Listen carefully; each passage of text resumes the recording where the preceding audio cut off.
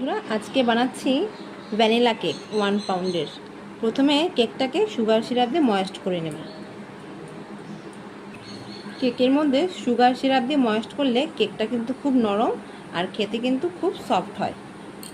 আমি এখানে কিন্তু বাকি দুটো লেয়ারকেও সেমভাবে কিন্তু করে নিয়েছি। এরকম একটা স্ক্র্যাপার দিয়ে ভালো করে সাইডে ক্লিন করে নেব।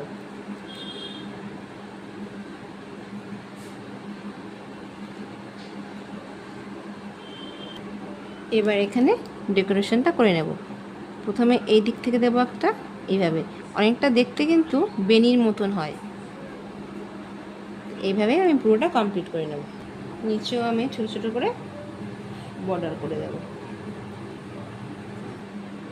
এবার এখানে আমি বানিয়ে নেব একটা গোলা।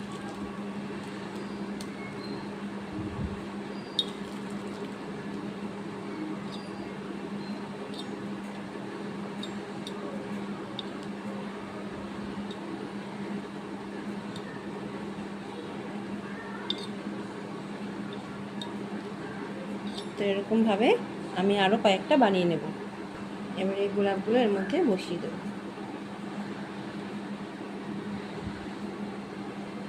এই সাদা ফুলগুলোর মধ্যে একটু গোল্ডেন স্প্রে করে দেব, তাহলে ফুলগুলো দেখতে কিন্তু খুব সুন্দর লাগবে।